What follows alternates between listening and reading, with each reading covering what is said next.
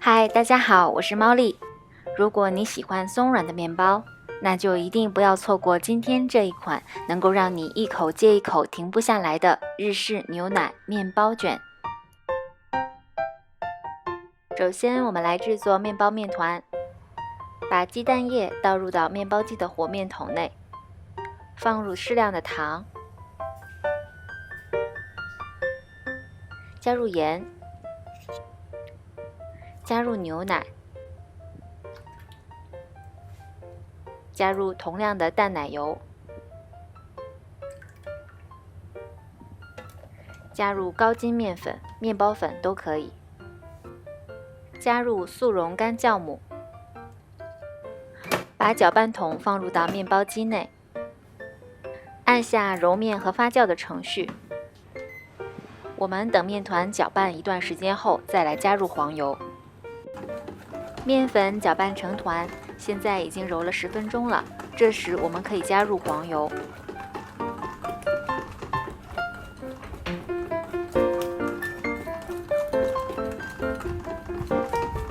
等待面团成型发酵的过程时，我们可以来准备面包所需要的装饰材料。这一块面团，我想做4种不同的面包。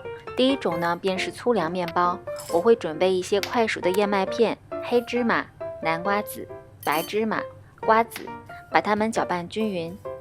等一下可以撒在面包上面。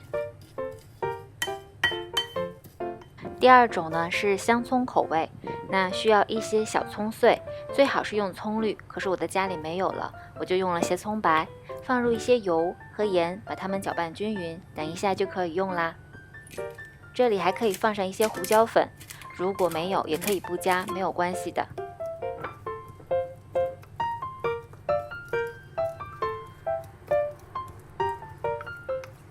很快的，我们的面包面团已经发酵好啦。我们用一个手指蘸一点干面粉，在面团里面戳一个小洞，这个洞不回缩，就说明面团已经发好了。我们把它转移到揉面垫上。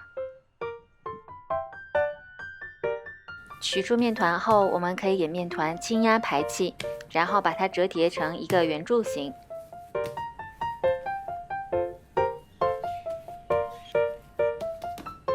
今天我们要做12个面包，所以取出刮板，把面团分成12份，每份大概50克左右。取出一个小面团，把它压扁，然后把它的4边朝中心折起来，然后再把它搓圆，搓到面团表面变得很光滑油亮就可以了。现在我们需要让这些12个小面团休息一会儿，盖上一块湿布，让它们醒发15分钟。15分钟后，面团就醒发好了。我们取出一块小面团，把它压扁，用擀面杖把面团擀成薄片。这一步如果发觉发酵后的面团很黏，可以在案板上、擀面杖上或者手上涂上一层薄薄的面粉，再进行操作。面片擀好后，把它翻一个面儿，再用擀面杖把它稍微擀长。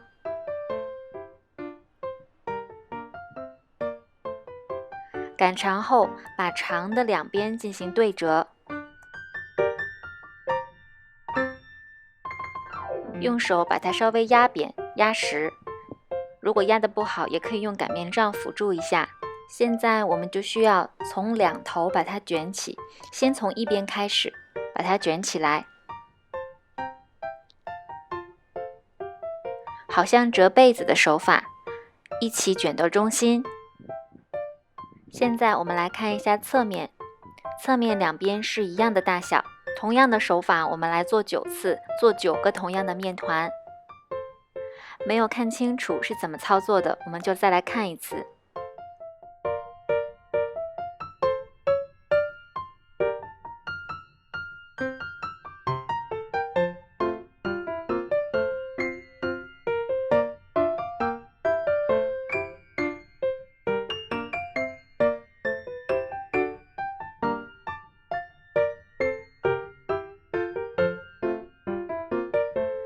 9个面团做好之后呢，取其中的3份，我们来做这个粗粮口味的。在面团上喷一些水，然后把它放到我们的杂粮碎里面滚一滚，然后再把它放到烤盘上。最后3个面团我准备来做香葱口味的，所以并不要把它卷起来，把它揉成一个小球形就可以了。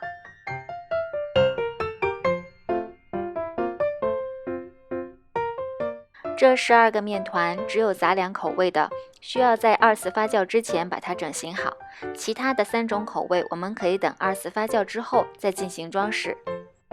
面团的2次发酵大概需要30到40分钟。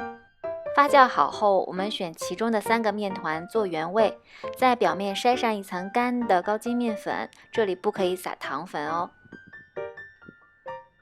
用一把锋利的刀，在面团上面割出自己喜欢的形状。记得在割包的同时，一定要把烤箱预热好。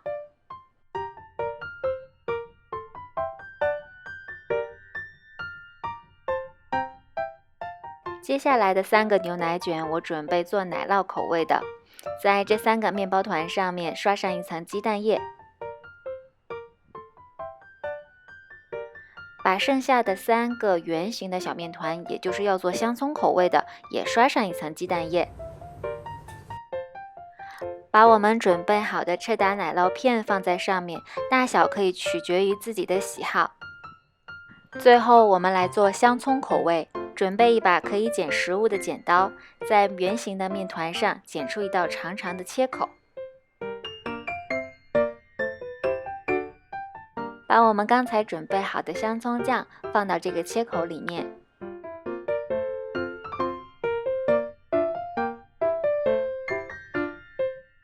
这样4种不同口味的日式面包卷就做好啦。现在我们可以把烤盘放到烤箱的中层，上下火180度烤至20分钟。大概烤至10分钟的时候，记得把烤盘拿出来调一个方向，这样才不会让面包受热不均。最后5分钟发现面包上色了，我们可以盖一层锡纸，以免上色过度。烤好喽，大家看，每一个面包的颜色都非常的漂亮。这些是制作面包所需要的材料，大家可以参考使用哦。面包放凉后就可以品尝喽，用手轻轻地戳一戳，真的是非常的柔软。无论我怎么的戳，它都不会塌陷，还是会回弹起来。其实只要1种面团，通过不同的整形和手法，还有装饰，就可以变化出非常经典的日式牛奶面包卷。看它的样子就知道这款面包非常的柔软，充满了空气感。面包一次吃不完，可以用保鲜袋密封，放在冷冻库中保存。下次要吃的时候，用微波炉或者烤箱加热1分钟左右就可以了。这样保存面包，就算再次加热，也会和刚烤出来的一样美味哦。希望大家喜欢今天的影片，我是猫丽，看完别忘点个赞，我们下个视频再见啦，拜拜。